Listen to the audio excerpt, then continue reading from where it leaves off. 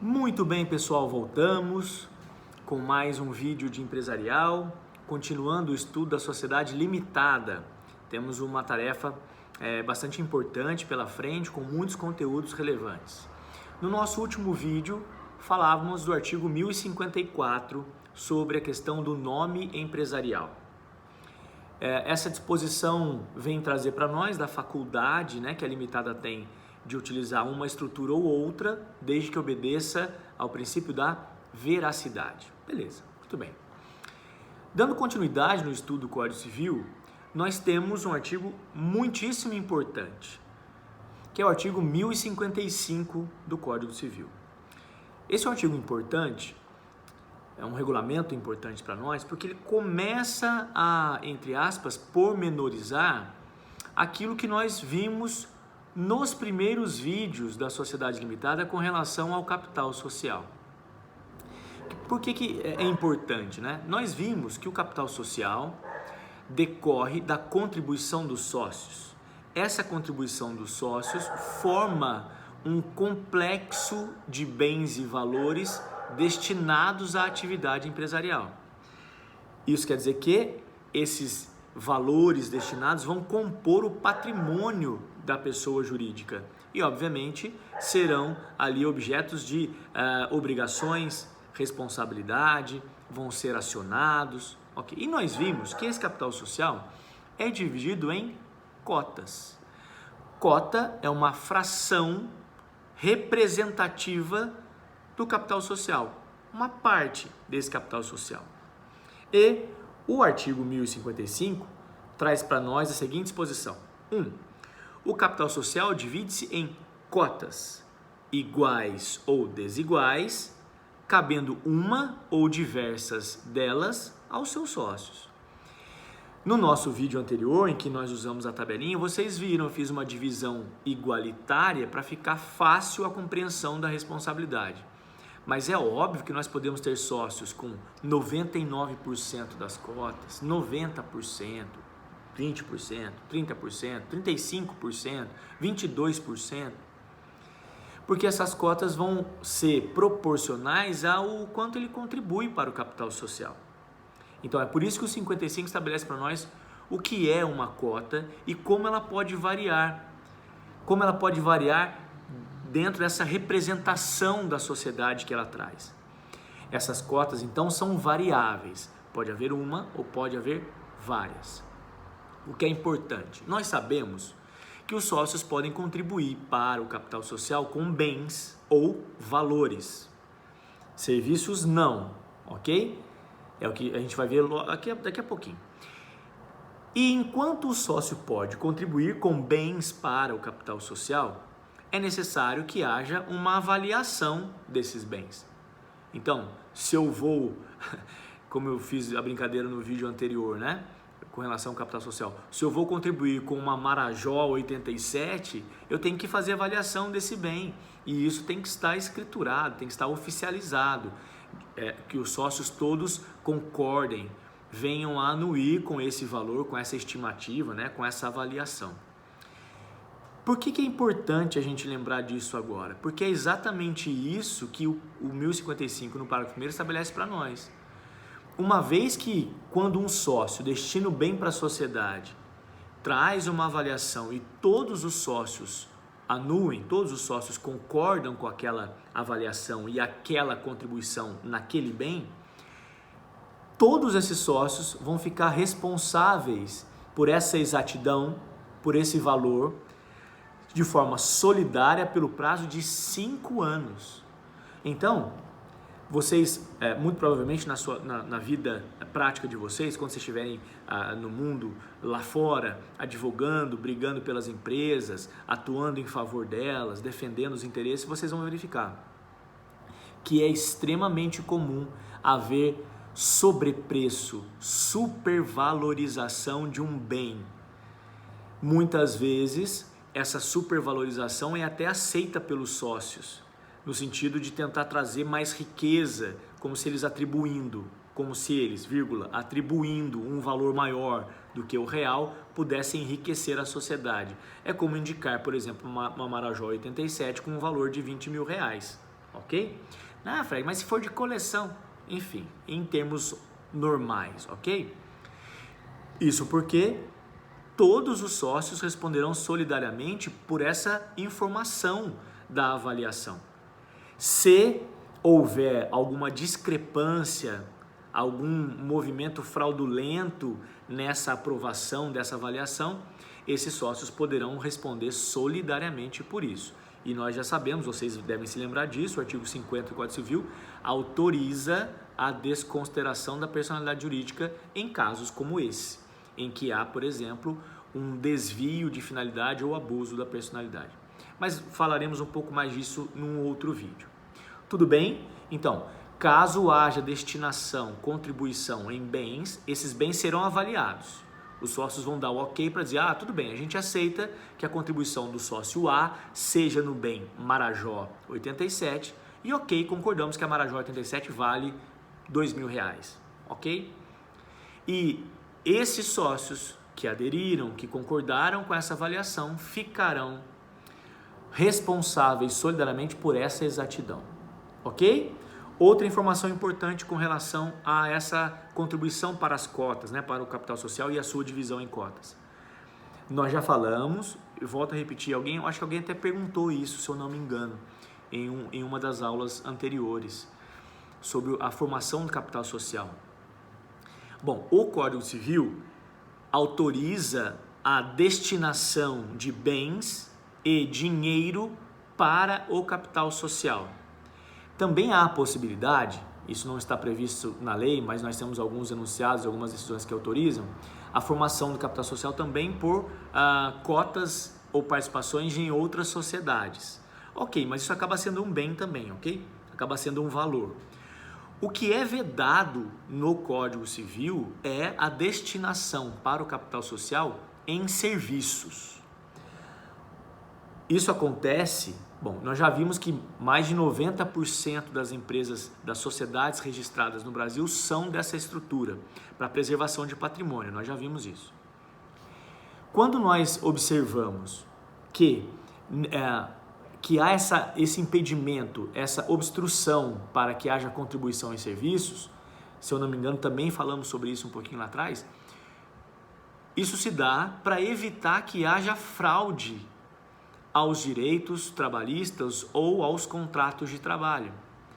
Não há a possibilidade de contribuição com o que nós chamamos de indústria, com prestação de serviços. Como eu disse a vocês, o sócio da limitada pode até ser empregado, pode até prestar serviços, pode ser colaborador da sociedade limitada, mas para a formação do capital social ele não pode contribuir com serviços.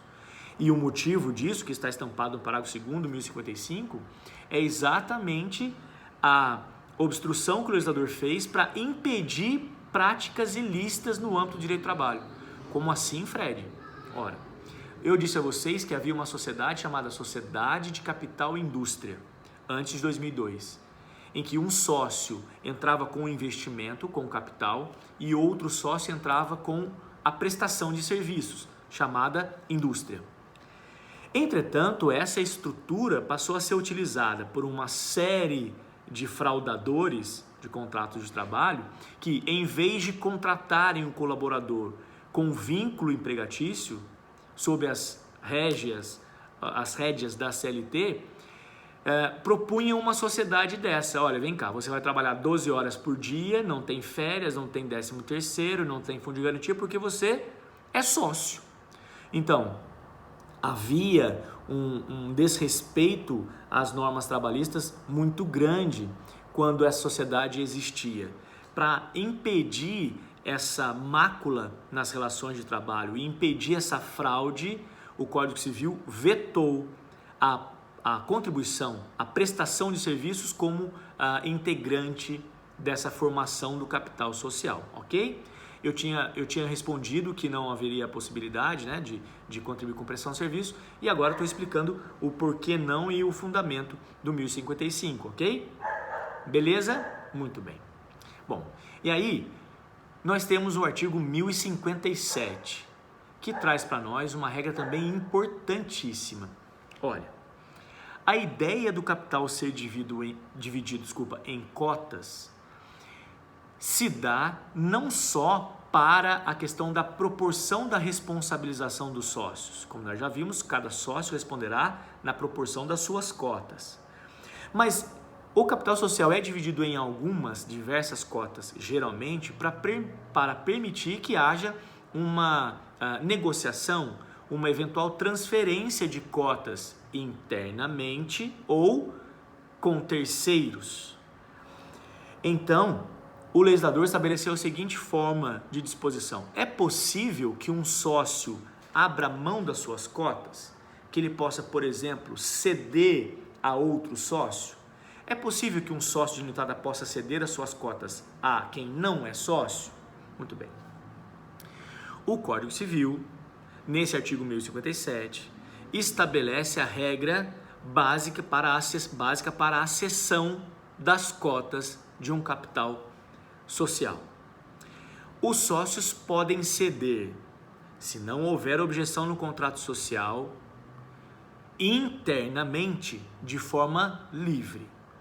Então, se são 3 sócios, entre eles pode haver cessão total ou parcial das cotas. Vamos usar o meu exemplo daquela tabelinha com 5 sócios? Vocês se lembram que cada sócio tinha 20 cotas. O sócio A pode ceder 5 para o sócio B, e pode ceder 5 para o C, e pode ceder o resto de suas cotas para o sócio D. Se não houver objeção no contrato, a cessão, a transação das cotas dentro da sociedade, dentro do contrato social, não há objeção, não encontra impedimento legal, se não houver obstrução no contrato social. Então, entre os sócios, pode haver cessão total ou parcial de cotas. Não há necessidade de aprovação desses sócios, se não houver objeção do contrato social, ok? Muito bem. Bom, isso se dá por conta da pessoalidade da sociedade limitada. Se não fosse uma sociedade de pessoas, essa preocupação de cessão livre internamente não existiria, ok? Só existiria essa, não existiria outra preocupação. Numa sociedade de capitais, por exemplo, a cessão para terceiros é praticamente livre. Isso não acontece na sociedade limitada. Por que não acontece? Se a gente continuar a leitura do 1057, nós vamos entender o seguinte: internamente, ok, eu posso ceder total ou parcialmente minhas cotas a qualquer outro sócio. Beleza, ok.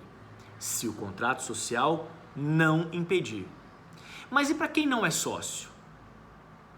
O sócio pode ceder livremente para quem não for sócio? Um daqueles 5 sócios da nossa tabelinha vai poder, por exemplo, chamar o sócio H, ou a pessoa que vai ser sócia H, e vender as suas cotas para ela, ceder as suas cotas para ela? Será que pode ser assim livremente? Não. Não pode, exatamente por ser uma sociedade de pessoas. Isso só vai ser possível se não houver objeção de 25% do capital social. Então, 1 ou mais sócios, tudo bem? Que tenham essa representação do capital social, não vão poder se opor. Então, desde que não haja objeção, de 25% do capital social, poderá haver cessão com terceiros. Essa é a regra do 1057. Agora, atenção. Como nós já vimos lá no nosso primeiro vídeo, o contrato social é também uma fonte direta de regulação da sociedade. E, em alguns casos, essa regra de cessão para terceiros chega a ser limitadíssima em alguns contratos, exatamente por conta da Fex Societatis, para que não haja o ingresso de alguém indesejado, alguém com quem não haja confiança, credibilidade, solidariedade, ok? O que é importante, eu acho que nós também já falamos sobre isso, mas é importante destacar. Qualquer alteração do capital social com relação à cessão de cotas, depois a gente vai falar de aumento e diminuição do capital social, mas com relação à cessão de cotas, só vai surtir efeito depois de averbada no órgão competente. Então, se não houver a averbação com arquivamento, né, consequente arquivamento na junta comercial, essas sessões não vão surtir efeito. Fred, mas por que um sócio cederia a sua cota? Bom, nós vamos ver que a participação dos sócios dentro da sociedade será proporcional à sua participação no capital social. Quem tem mais cotas tem mais poder decisório. Quem consegue juntar, amealhar a maioria de capital social vai conseguir deliberar, vai conseguir algumas decisões, algumas orientações importantes. Então isso pode fazer a diferença na vida social. A gente vai falar de deliberação dos sócios depois, conforme essa proporção. Então, é importante que haja essa transação, não só para permitir essa flexibilização, né, de administração, de poder decisório, mas também para que o sócio possa, em um momento de dificuldade, negociar a sua cota dentro da sociedade e poder, entre aspas, receber uma retribuição por essa transação. Mesmo que continue sendo sócio. Eu tinha 20% de cotas e cedo 10% para um outro sócio internamente. Ok, isso pode acontecer. Ok? Inclusive, acontece bastante também por conta dessa questão da preocupação da pessoalidade. Os sócios muitas vezes se preocupam. É melhor que os sócios internamente adquiram e transacionem assumindo essas cotas do que o sócio busque um terceiro para entrar na sociedade. Um terceiro que os outros sócios não conheçam, que os outros sócios não confiem. Então, na maioria das vezes, o que se busca numa sociedade limitada é a cessão interna. Mas, obviamente, o contrato vai dispor dessas regras, mas o Código Civil também autoriza a cessão para terceiro, desde que não haja oposição de representante ou representantes de 25% do capital social. Ok? Tudo bem até aqui, pessoal? Beleza. Então, só lembrando, essas cotas, a vida da sociedade ela é mutante. Não é? Então, hoje um sócio pode ter 20%, no ano que vem ele pode adquirir cotas de um outro sócio e passar a 30%. Então, essa atividade societária, ela é viva. O capital social é vivo. O objeto social também é vivo. Ele pode ser ampliado, reduzido, modificado. Então, todas essas mudanças vão decorrer da experiência, da vivência da atividade empresarial. A mesma coisa com as cotas. Só que qualquer dessas alterações, dessas modificações, só terão validade se buscarem uma forma oficial. Nós chamamos isso de averbação. É o arquivamento no órgão competente daquela alteração social. Você já deve ter visto. Primeira alteração social. O sócio A cede 10 cotas das suas 20 cotas ao sócio B. Com essa cessão, o sócio A fica com 20 cotas. Desculpa, com 10 cotas. E o sócio B com 30 cotas. E aí faz a proporção. Então. Mas essa cessão só vai ter validade e eficácia após a averbação ou arquivamento no órgão competente. Ok, pessoal? Beleza? Muito bem. Daqui a pouquinho eu volto então com outro vídeo para falar um pouquinho mais sobre esse assunto de limitada com um outro tópico importante, seguindo dentro do possível a sequência do Código Civil com os principais artigos da matéria, ok? Beleza? Muito bem, pessoal. Até logo mais então. Tchau, tchau.